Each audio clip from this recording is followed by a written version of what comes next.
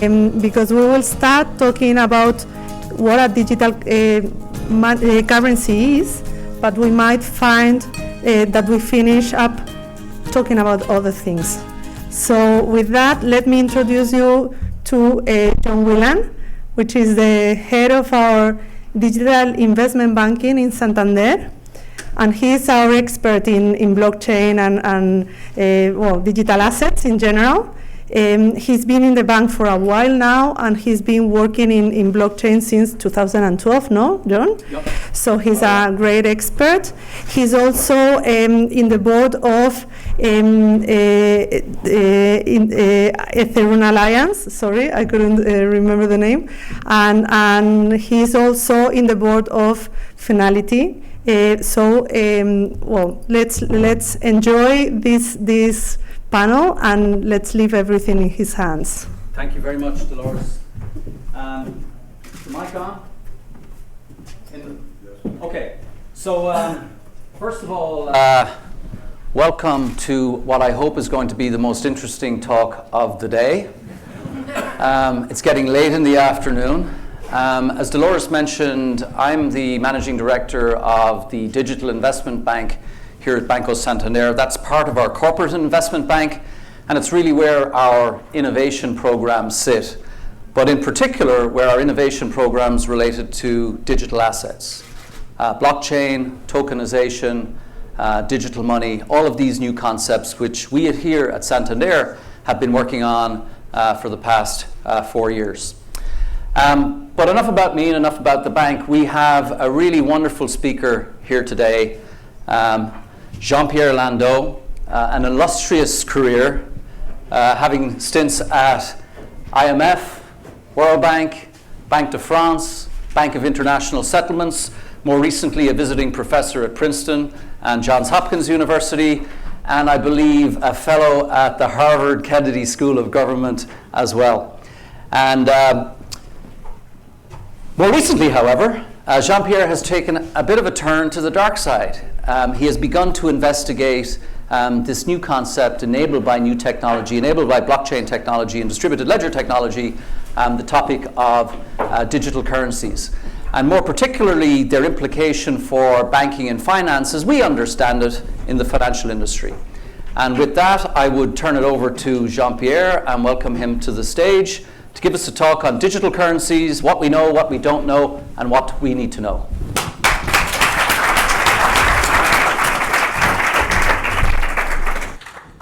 Thank you. Thank you, John, for your kind introduction. You mentioned one of the titles. You did not mention one of the titles I'm most proud of. I'm an independent director of Santander Consumer Finance as well. And I'm really very proud of it. Thank you to Alessandra, and thank you to Dolores for having me here. So I'm going to say a few words, which are very personal thought about the issue, and somehow maybe part of it will sound as science fiction, but I think this is a transition phase in payments and money where we're entitled to do some science fiction and to think in speculative terms. Well, 4 or 5 years ago, we had the Bitcoin cryptocurrency phenomenon propping up, with prices going up and down, with a lot of literature written about them, and a lot of interest in these new forms of money. As I was saying to John a few minutes ago, we had in the last 2 or 3 years about 15 speeches by top central bankers about the nature of money, something which we didn't have at all in the previous 50 years. So everybody was interested in that. It remains a fascinating phenomenon. It's fair to say that as payment instruments, they have not totally succeeded up to now for reasons that we might discuss later.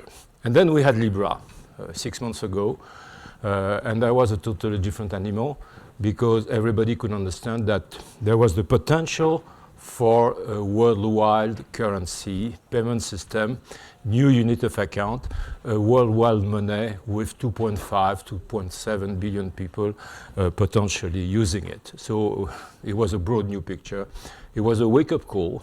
Everybody called it a wake-up call.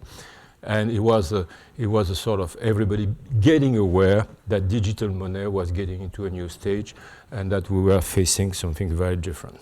So I'm going to try first to describe briefly what we're talking about, and then see some implication for banks, and that's where science fiction may come in, and maybe also some implication for public policy at the end.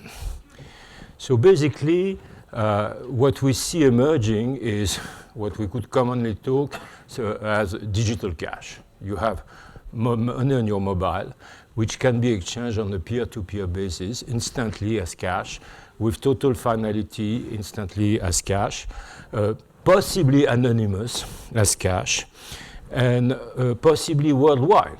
If Libra see the day, people will be able to exchange money on Libra worldwide, cross-border, no frontier, no distance. And so it fulfills this kind of aspiration that the crypto people already mentioned.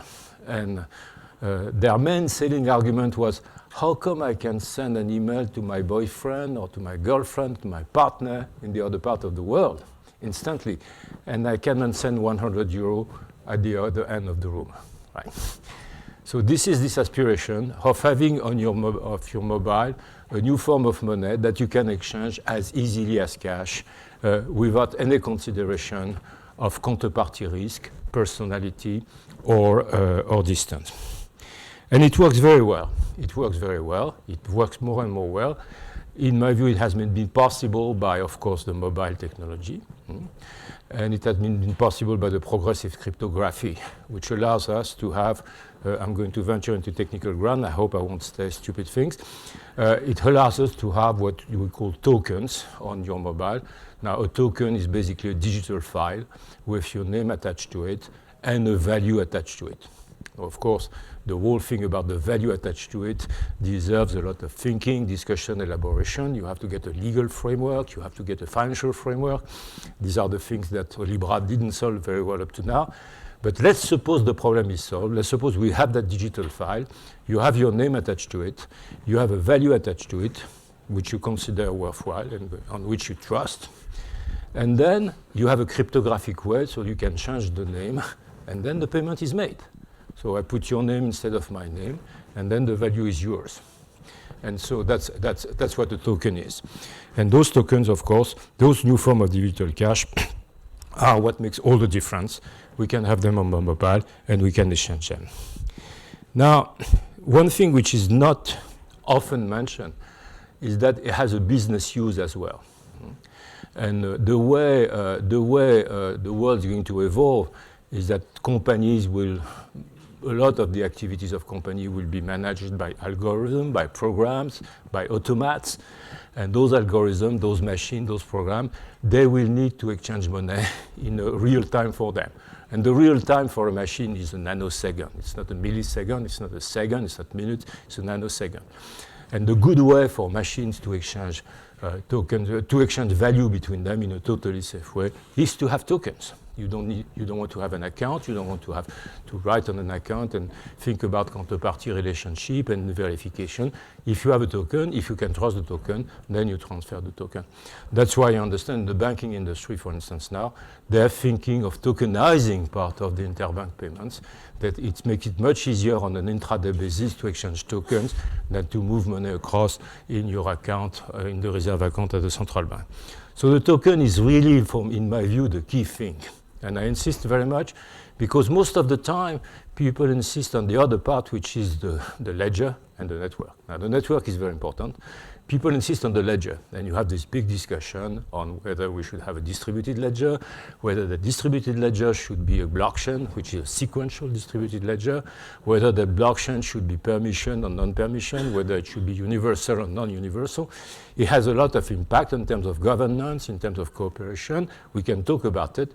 It's very important. But it's relatively independent, in my view, of that huge cryptographic innovation, which allows you to have on your mobile something which is money and which you can use without an account. So this is my first point. Digital cash emerging as a new way of making and using money. The second point I'd like to make is that in this new world, you can have a financial life without a bank. It's not a fatality. You can have a financial life with a bank, and you can have a financial life without a bank. And I think this is the most important thing, that when we think about the future here, we may want to consider. So a token, as I said, is just a digital file. It may have very different monetary underpinnings and be built on very different monetary architecture. So you can have the token just as a sort of digital mirror of your deposit in your bank account. Right? That's what a wallet does. A wallet gives a service provider access to your bank account. They use a token for that, but they give access to your bank account, and by moving money on your wallet, you move money between your bank account and other bank account. So that's a token which is very consistent and compatible, which is actually a complement to your bank account, right? Now, at the other hand of the spectrum, not totally at the other hand, but you can have a token which is what we used to call e-money, which is now fashionable to call a stable coin, but this is the same, which is basically a token issued by an e-money issuer, and the e-money issuer has somewhere a large bank account, but the tokens themselves have no direct mirror from your individual bank account, meaning you can have the money on your mobile without having a bank account. And if the system works well, you can transfer the money very well to someone without having a bank account. That's how, for instance, the famous Kenyan system M-Pesa work. That's how the big two Chinese systems work, the WeChat system and the Ant Financial system. 600 million people, 700 people, big e-money issuer. You have the tokens, and then I can make you payment by transferring the tokens. The bank account at the top doesn't move. It's there, but it doesn't move. It's not used for the payment. So as a customer, I can have a full life with a bank account. And then, without a bank account. And then, of course, if I project myself, and that's hardly science fiction, I can have an app on my phone which allows me every single minute to move money from my token into saving accounts and asset management accounts. And so I can manage my cash flows very easily between my investment products and my mobile without having a bank account. That's hardly tomorrow. Maybe John will say I'm wrong, but that's hardly tomorrow. So the token makes it possible to have a life without a bank account. It doesn't make it certain. And actually, most of the people today, except those people in Africa, which I mentioned, most of the people today rather use wallets than having e-money accounts. And even those who have e-money accounts, like in China, they still have a bank account, and they use their credit and debit card for moving money between their bank account and their mobile. But that's not a given. So I think if we look at the prospect of what digital money means for the banks, it means how to deal with that possibility that people can have a life without the bank account. And of course, the second point important is that we see that what matters for the customer now is the payment. So if I caricature a little bit, we're coming from a world where the centrality of the bank function was the deposit relationship and the credit relationship, right? And the payment and asset management function were sort of auxiliary or ancillary function. We had to do payments because payment is important, but it was not something on which we would strategically interact with the customer. Now, my intuition, and I think what's happening in China shows it clearly, is that that hierarchy is being reversed, and that the payment function is going to play the central role in the financial intermediation and in the financial system. That's where the contact with the customers will take place. That's where the data collection will take place, and that's where all the other intermediation function will derive from. So I have a graph which I can show, but I will not project it, which shows exactly how could the hierarchy between the different functions of financial intermediation be reversed. Instead of having the credit function at the top, you can have the payment function at the top with data collection, with, of course, credit scoring, with everything which goes with it, with asset management. And so that entity which has the payment relationship with the customer is the central entity in the intermediation system. Then, of course, you may have a balance sheet with a bank to register credit, to record credit, but this kind of unbundling, which is frequently mentioned in the literature says, everybody says there's going to be an unbundling between the bank functions, right? Credit, scoring, payment. But it should be completed by this idea that there should be a hierarchy between the payment. And I think the payment is going to be at the top because it's a collection of data and because it can be rebundled with a lot of other activity like messaging, like e-commerce, like a lot of services that customers will need. So my sense, I may be wrong, maybe people here will know much better than I do, my sense is that the payment function will become center of their relationship with customers instead of, as it now, being ancillary. Now, what does it mean for the future and for the public policy aspects of it? First, of course, we have this fashion of stable coins, but as I said, it's only e-money. It's e-money, meaning an entity which issues token and back those tokens by either bank accounts or financial assets. That is certainly going to prosper. So Libra, we can talk about Libra. Libra may fail because Libra was, in a way, too ambitious and too vague. Too ambitious because they wanted really to create a totally new currency in terms of the unit of account. So a Libra was not a dollar, a Libra was not a euro, a Libra was not a renminbi, it was a new one.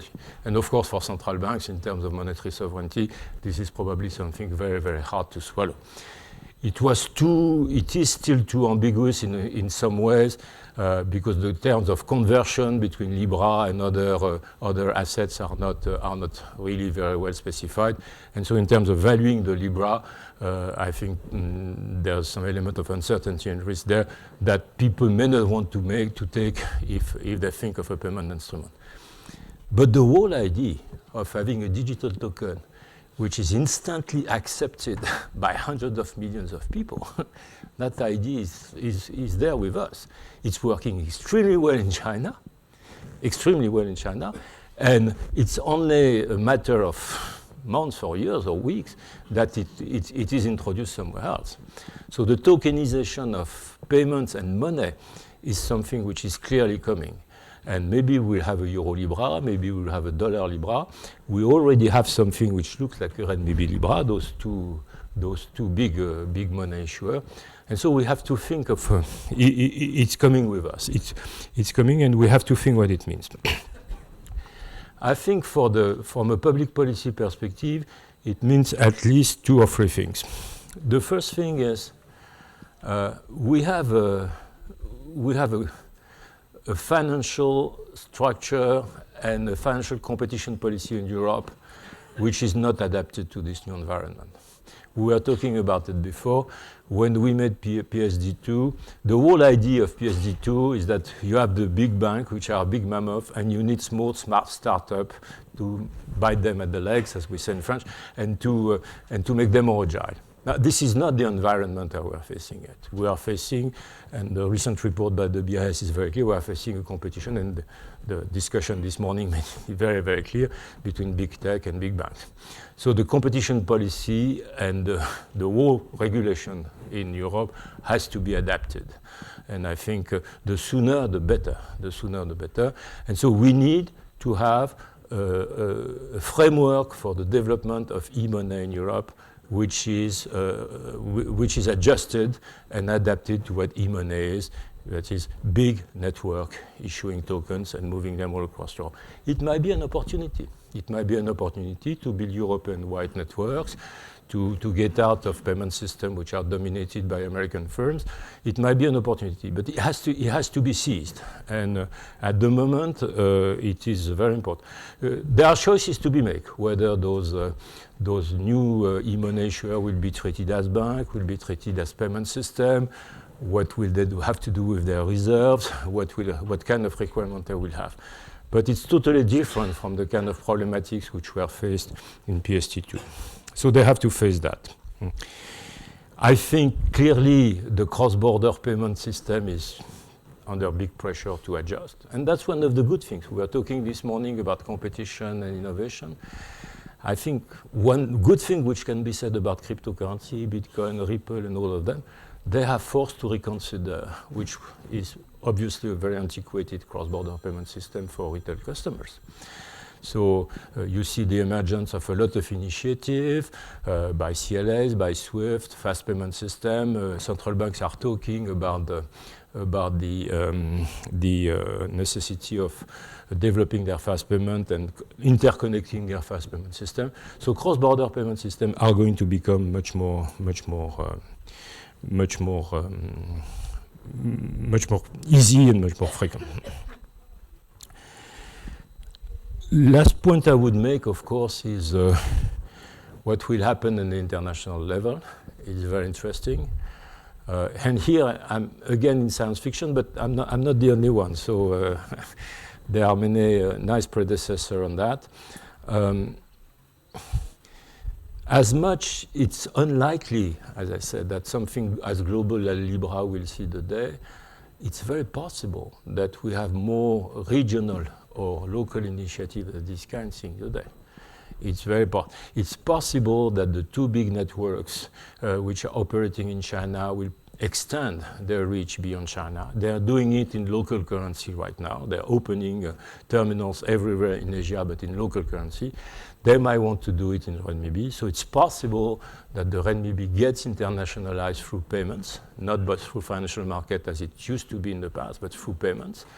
It's possible that a sort of Euro-Libra will see the day, and all the big e-money operators in the world, whether it's Facebook, whether I think Amazon, whether the two Chinese, they all have e-money licenses in Europe with European passport. So it's only a question they make the strategic decision to do it in Europe or not. It's possible, of course, that the US version, dollar version in Libra will see the day. So you have that possibility that the whole international monetary system is going to be reshaped by digitalization and by digital money. What I called in a paper with some colleagues, digital currency areas. You know, people getting interconnected by digitalization rather than belonging to the same territory. It's possible that. And if I were sitting in an emerging economy, facing the currency competition by big currency like the dollar, the euro, and the renminbi, that would be definitely a serious concern of mine. It's possible that new form of synthetic currency will emerge in the future. The governor of the Bank of England, Mark Carney, made a speech this summer at Jackson Hole where he explicitly mentioned the possibility of reducing the dollar dominance on international markets by creating a new synthetic currency. So tokenization and digitalization offers a lot of flexibility. The challenge will be, of course, it will be two sides actually. The first one will be to do that in a sound financial and monetary way. That may be where the first generation of cryptocurrency may have failed. And if, of course, it will be in a way to articulate that with the monetary sovereignty of government. I won't take too much about the central bank digital currency, but I think in this current environment, it's certainly an idea which makes sense. I hope I haven't been too long. Thank you. Thank you very much.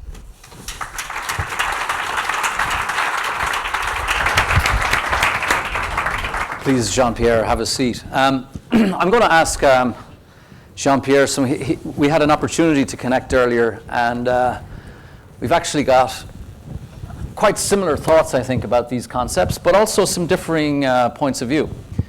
And you covered a lot of topics there. You started with the machine economy, this idea that at some point in the future, machines will procure products and services directly from other machines without any human interaction. I'd be interested to hear your point of view about that in just a second. We talked about Libra. We talked about cryptocurrencies. Got some specific questions about cryptocurrencies and their long-term implication, having come as they have done from outside the financial industry. And then topics like CBDC, central bank digital currency, whether they are wholesale-focused central bank digital currencies, retail-focused central bank digital currencies. And then the big picture, which you alluded to throughout your discussion, which is this concept of tokenization, because ultimately it doesn't just apply to currency, it applies to everything of value. So with that, the machine economy, where do you think we are today in terms of the machine economy, and what can it become? No, I'm not an expert of that, so maybe I should have already. I would quote that sentence by Hal Varian, who is the chief economist of Google, as a form. And he said, we're in a world where there's a computer in the middle of each transaction. And I found that an extremely inspiring vision. And so, obviously, a lot of things are getting more and more automatic. A lot of processes are piloted by algorithms. And it's conceivable that when those processes involve the transfer of value, you want to do it in the most efficient way. So you see the time when a fully autonomous Tesla drives up outside your apartment, plugs itself into your charging station, pays the 20 cents that is necessary to recharge its battery, and off it goes again, fully autonomously. But I see, and I think it's happening right now. I see two banks exchanging billions in both sides in real time on interbank markets. And during the day, finding it very convenient to doing through the exchange of tokens. This would be very big tokens, but still doing it through the exchange of tokens. And then settling the balance in their account at the end of the day, instead of having to move through their accounts or a payment system. So I see that as a very efficient way of dealing, making real instant payment in a digital world. I have seen people, for instance. I have seen a developer. So that's the example I would give. I don't know whether it will work, but the guy was working on the platform on which you could anonymously exchange computer capacity all over the world. Okay, so he had a platform, and if you had access, you were a university, you had excess capacity on your computer, you would run that capacity for an hour and a half to someone who don't know, who might be sitting at the other end of the world, who needed that capacity. Right? Anonymous, the guy doesn't want you to know, maybe encrypted, but you need to be paid. And you need to be paid in a safe way. And the gentleman was working on a token which would allow you to be paid without knowing each other for renting temporary computing capacity across the world. That was the kind of thing.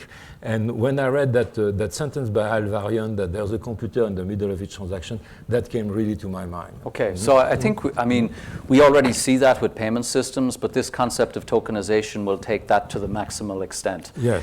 Let's just for clarification purposes, it's easy for people like myself and yourself to use the term tokenization and understand exactly what it means. Within the context of what are now known as stable coins, previously known as e-money, maybe we can describe clearly how that actually works. So there's a bank account that is a pooled value account with cash. Right. And then somewhere there is a record of owners of that cash, Yes. a ledger or a set of tokens of Yes. owners of that cash. And those owners are able to exchange ownership directly peer-to-peer. Exactly. So it's essentially the cash is in an account, it doesn't move, it stays in one place, but ownership, the claim of title against that cash, that is what changes hands. Exactly. And it's very efficient to do that rather than moving money from one bank account to another bank account. And the big difference is that the entity which manages that doesn't have to certify, doesn't have to intervene, it doesn't have to check. So if I move money from a bank account to another, the bank somehow has to do something. If I move tokens in the ledger from one to if I understand well, if the cryptographic system works well, I can do it exactly as if it were cash. And of course, you're right. It's a big balance sheet with tokens on the liability side of the balance sheet. Whether those tokens are a claim or not is actually a very interesting question, but we will leave that. Token on the liability side, and a huge pool of assets or bank account on the asset side. So I can have a bank account so this bank account, this omnibus account, this pool value account can be euros over here, can be dollars over here, can be renminbi over here, or Japanese yen or Canadian dollars. So effectively, we could, in theory, have in the future a global multi-currency tokenized value transfer system where the real money is on deposit in a commercial bank or central bank. That's open to you to decide. To regulator to decide. What a very interesting thing which happened. I'm glad you asked the question. A very interesting thing which happened in July 2018. So I told you we had those two big mammoths in China, which was exactly as you said. So if you take Ant Financial or WeChat in China, they issue tokens, you have them on your mobile, and the counterpart is on a big bank account or several big bank accounts, or most likely invested in security. And in July 2018, the Chinese central bank, so 700 million, 600 million, not interoperable. So you have basically two currencies area forming inside China, which sort of... So denominated in renminbi. Denominated in renminbi. But where the omnibus account is in different banks, subject to different credit risk. Yes, absolutely. Okay. But, and obviously non-interoperable, meaning a renminbi held on a WeChat app could not be exchanged against a renminbi held on an Ant-Financial app.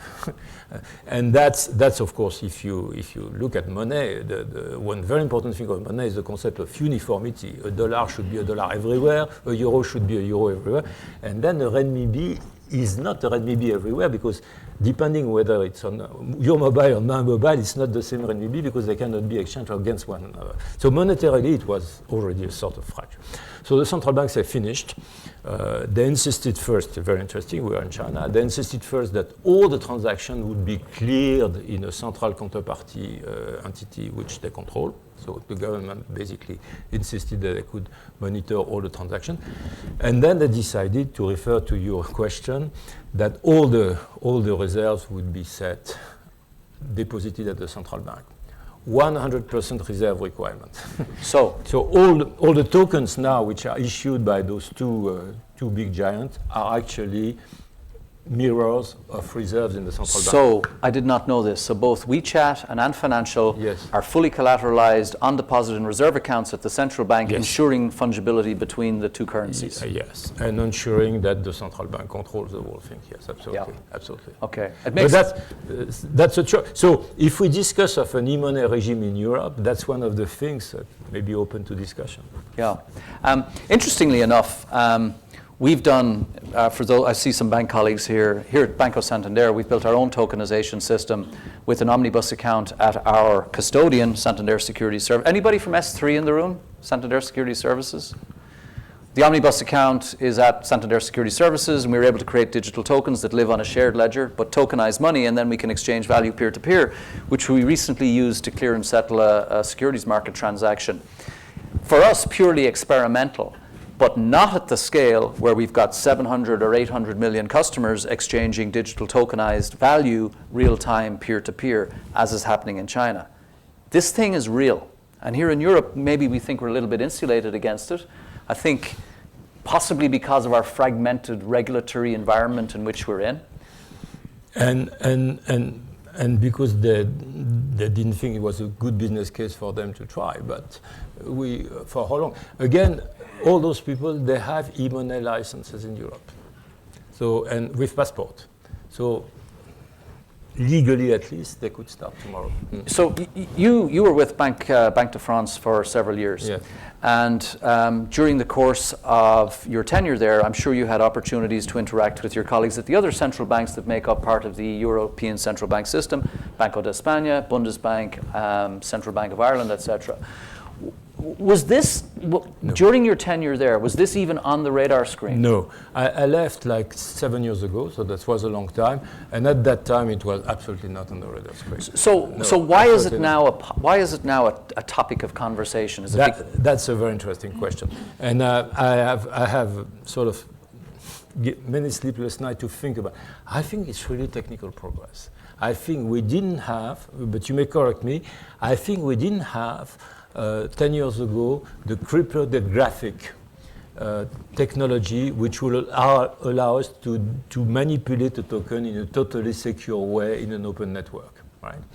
That's why Bitcoin was invented as the same result. You know, again, we have a lot of emphasis on the wonderful ledger technology, but actually in my view, the most lasting innovation is the token itself, which is compatible with many ledger and many monetary architecture.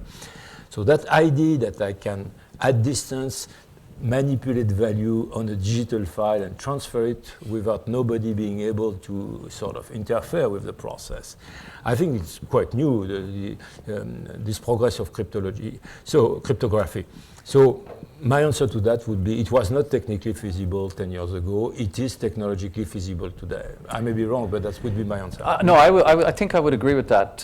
Coming from the technical side of things, I think there was some understanding of the cryptography necessary, but it took this creation called Bitcoin to put the different pieces together in a way that was understandable, that was specifically designed to be peer-to-peer electronic cash. That's what Bitcoin is designed to be.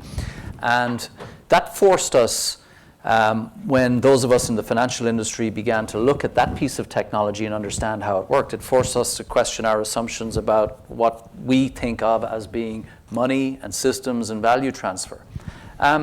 Let me ask you about the concept of money. Yes. We all know the economic definitions of money: unit of value, medium of exchange, store of value, unit of account, and maybe legal tender. But isn't today money just a psychological concept? Well, I'm not sure. I'm not sure. I think the first thing about money, and that's very relevant to our conversation, you have to be able to pay with it. If you cannot pay with it, it's not money. That's the first thing. So you think the first utility function of money is to pay? I think the definition of money is that you pay with it, and you pay with, everybody is accepted for paying everything. If not, it's not money. That's why Bitcoin, because we can talk about Bitcoin if you wish. It's very hard to buy and to pay with Bitcoins. There's a lot of friction. That's why it's not real money. And if you cannot pay, it's not money. Then, of course, you can pay with it, it's money, and then you can start thinking of other functions, like the one you mentioned, store of value, whether you can keep it without the fear of losing it, and unit of account, whether you denominate your wages, your contracts into it. Now, I'm sorry, I'm going to be, but you push me to be a little abstract. So, so we live in a world where spontaneously we think the three functions coincide. So I pay with dollars and I have with euros, and I have my wage in euro, my bonuses in euro, and when I take a credit, it's denominated in euro. Well, I think in the future it may not be that easy, you know. And that's one of the fears that people may have with Libra, because if I start having Libra, which is a different money, it's pretty clear, then I start paying with Libra. But then, if you are a merchant and I am a customer, maybe we want to denominate in Libra. So it moves from being a medium of exchange to being a unit of account. Then, if the merchant does most of his purchases, his sales denominated in Libra, maybe he will ask his or her employees to accept their wages denominated in Libra. And then the Libra becomes a unit of account. And if you are the central bank, and the central bank of dollarized country know that very well, dollarized country is a country where 60 or 70% of the transactions are denominated in dollar. So let's say the local currency is called the peso. If you control the inflation of peso, but most of the transaction is denominated in dollar, you've lost your monetary sovereignty for all practical purposes. And in the current environment, as I said, for medium-sized and small-sized countries, this is a distinct possibility. I don't think digitalization threatens the monetary sovereignty of the euro, the dollar, or the renminbi, but we were talking about that with a colleague. If you are a medium-sized country with open capital market, open capital movements, local capital account, your citizens may want to start using that currency, which is so easily, so readily available. You can use it on your mobile. You can manage your financial life on your mobile. And progressively, you live in that world. And then the country has lost its monetary sovereignty, because monetary sovereignty is controlling the unit of account. So the concept of Libra, which is a currency that is supported by a basket of traditional currencies, is not new. essentially it's a consumer-facing special drawing right, which was Yes. invented by Yes. one of your previous employers, the IMF, Yes. in the 1960s, Yes. which is actually used as a settlement asset for wholesale purposes today. If the concept has been around for such a long time, why have the banks not built something like this before? Why haven't we got together and built a single global currency for the world? Well, Is it because of the threat to financial sovereignty, or because we're banks and we do business a certain way and we prefer not to change? we don't have 2 billion customers, do we? I think that's a big thing. And Jose Antonio said this morning, speed. You know, now if I introduce a new currency, now let's say in the 19th century, banks tried to do that. The banks tried to issue their own banknotes, right? In the free banking period in the United States. So you're a bank sitting in the middle of Texas, and you're issuing your banknotes, and hoping to reap some profits of it.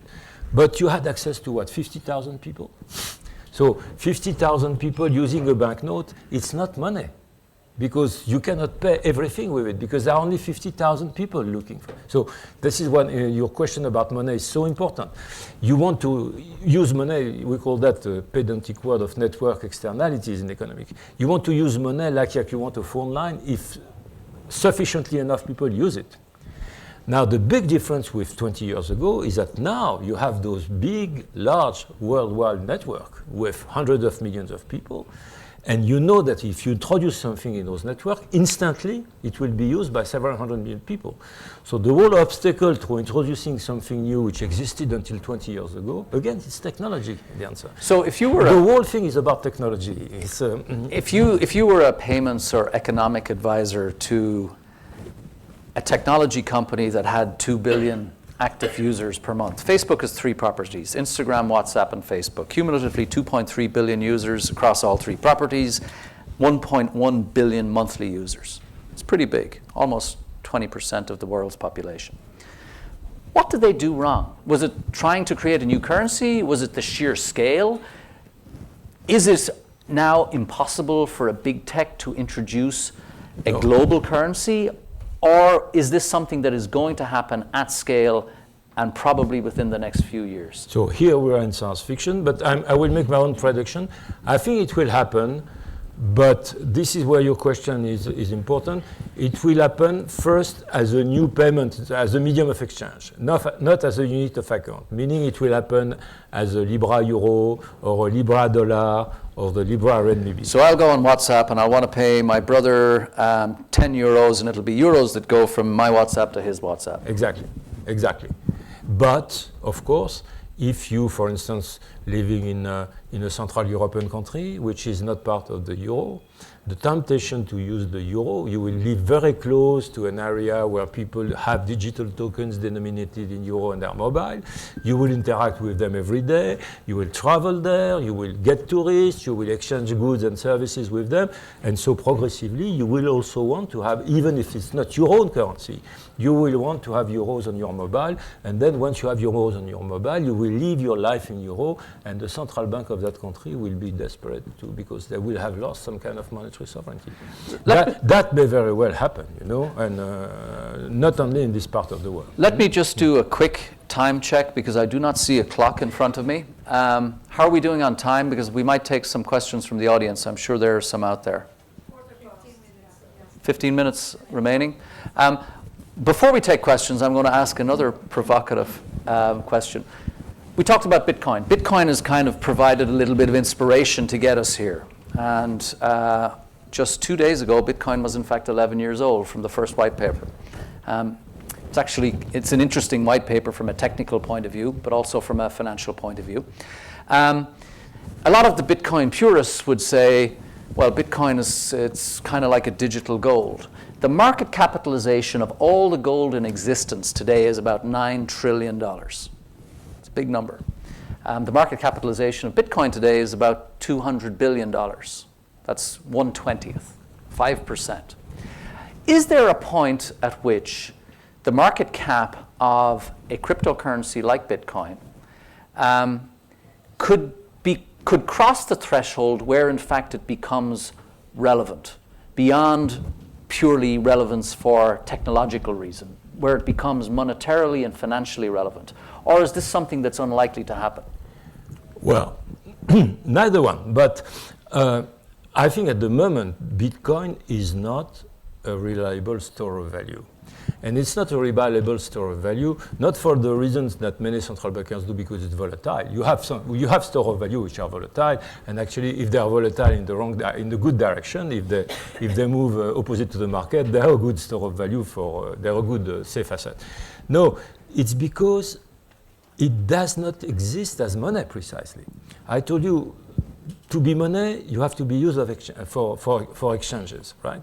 And once you are a medium of exchange, you can think of becoming a store of value, because that you have that utility as a medium of exchange, which gives you value, transactional value.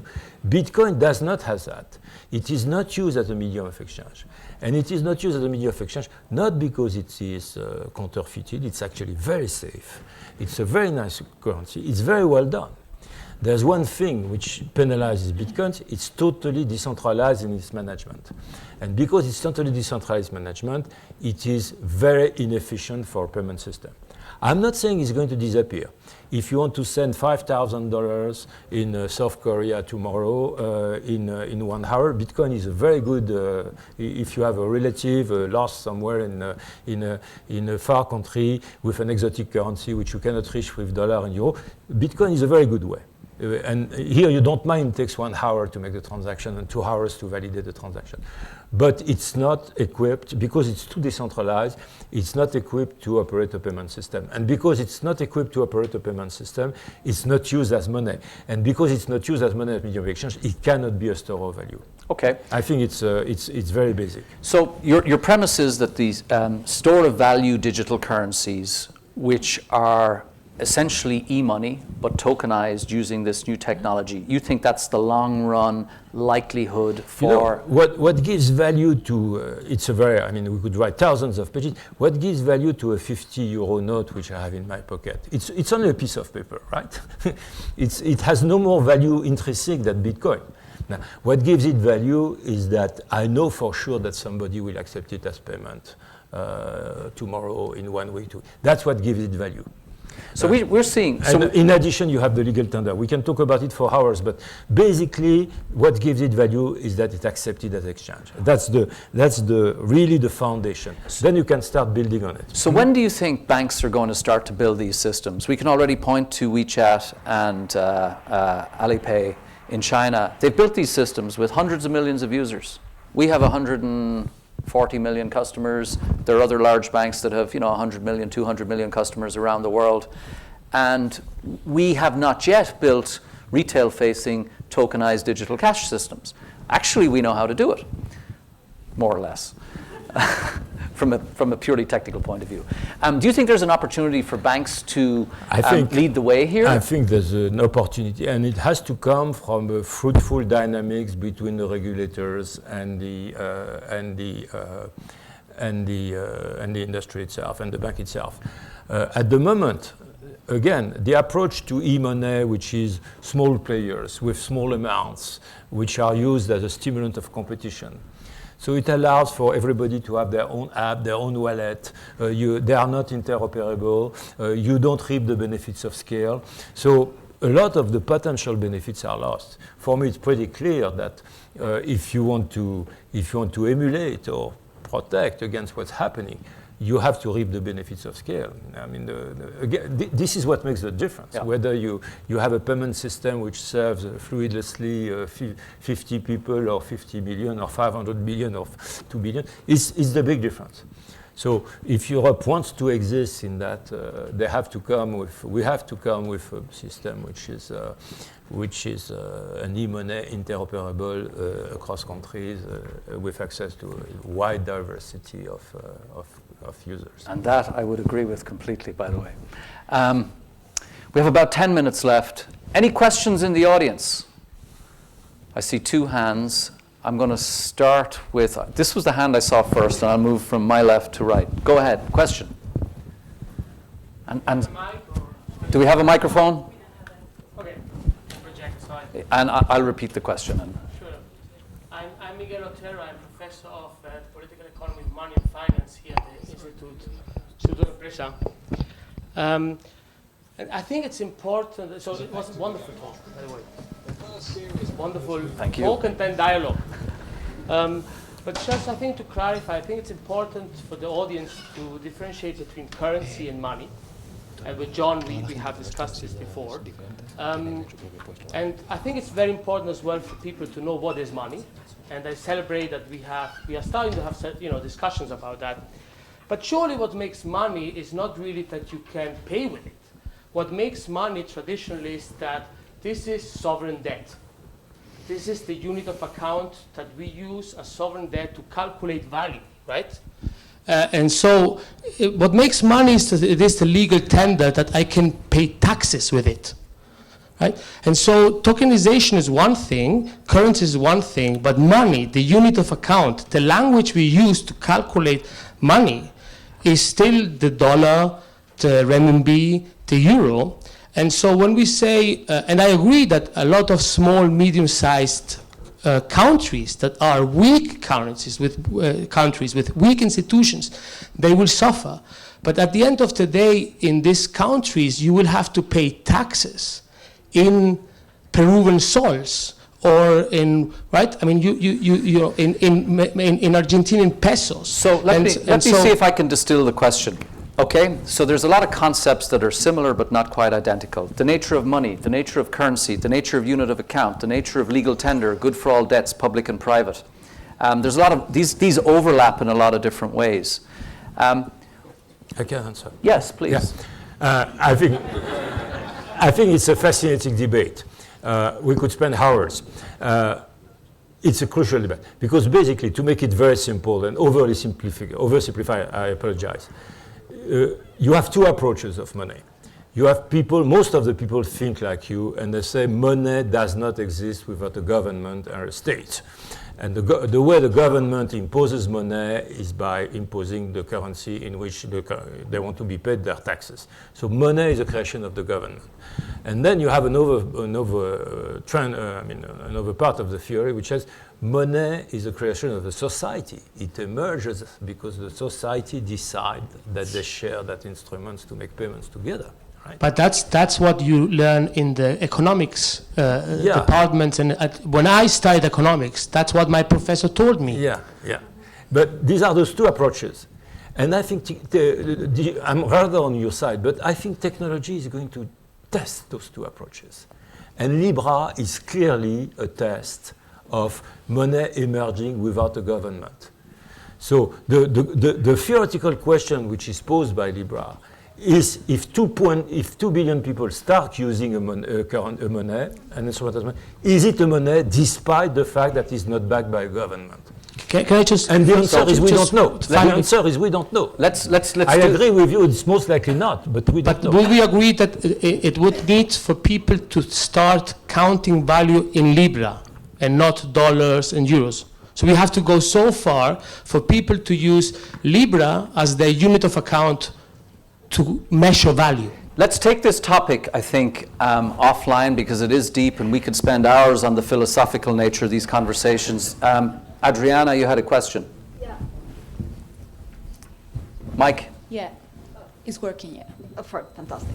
But because there are two scenarios here, and I find fascinating, the whole conversation is absolutely fascinating in many different ways. One is you could have governments or actually central banks start issue on the blockchain themselves. And at some point you're thinking about, can you as a private individual then have an account directly with a central bank? That's one scenario. The other scenario on the opposite side is actually you block some cash with central banks and then you create it as banks in a way that you have a mix of the two systems. But it just goes, is it so bi-directional? Consumer-facing, CBDC, central bank digital currency, or wholesale? So, short version. So first, I think central banks should do it. I think I'm a former central banker. I'm still very attached to the sovereign money. And I think if money becomes digital, we should have sovereign money in digital form, full stop. So there are many arguments for that. Second, it does not necessitate that we all have accounts in the central bank. The central banks are not equipped to hold accounts, and that's not their job. It can be tokens. Precisely. A token is not an account, right? And third, should they operate the system themselves or should they sub-delegate it to banks and other operators? That's a very interesting question. I think the two possibilities there. But I'm very I don't have any firm opinion on the third point, but I'm very positive, as a former sort of public official, I'm very positive on the two first ones, yes. Any other questions out there? One in the back. Hello.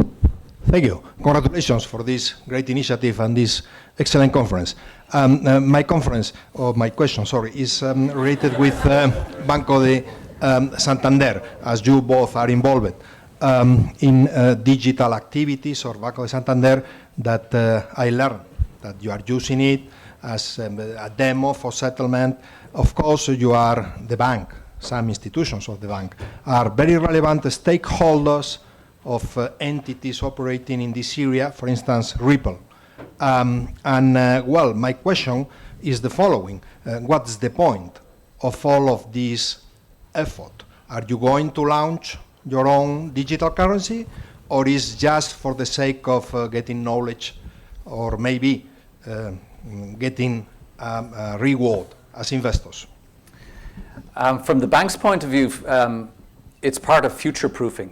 Right? So we need to understand and have the capability from a technical point of view, from a legal and regulatory point of view, if it becomes necessary to adopt to one of these new types of payment systems quickly, we've got the capability to do it, having learned what we've needed to learn over the past 4 years. So that's part of my job as kind of leading the corporate innovation team for our corporate investment bank. It's not to sit back and close our eyes and wait for another vendor to come up and give us something, but to figure out how to do it ourselves. Question.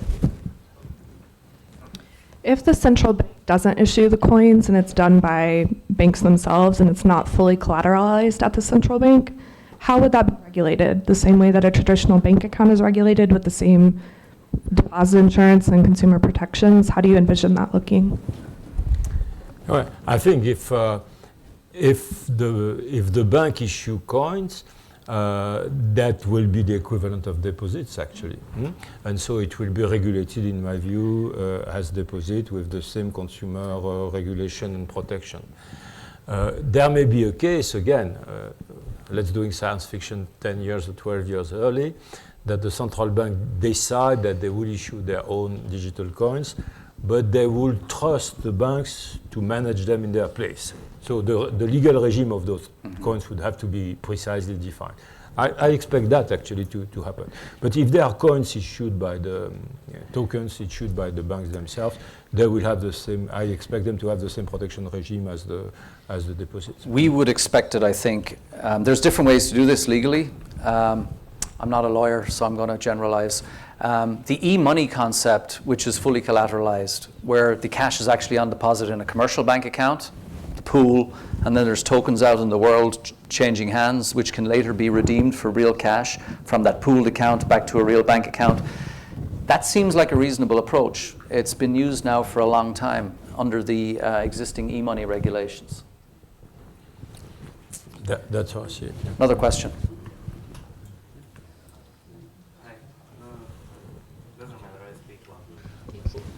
Okay. If you imagine the world is changing and now you're making payments with a cryptocurrency and a different currency. If you are paying, you need sometimes a loan, right? So you need loans or to anticipate payments and to your own buying your own goods. What is the role of the banks and what is the role of the peer-to-peer? How will a bank position in this new way of giving a loan, issuing a loan?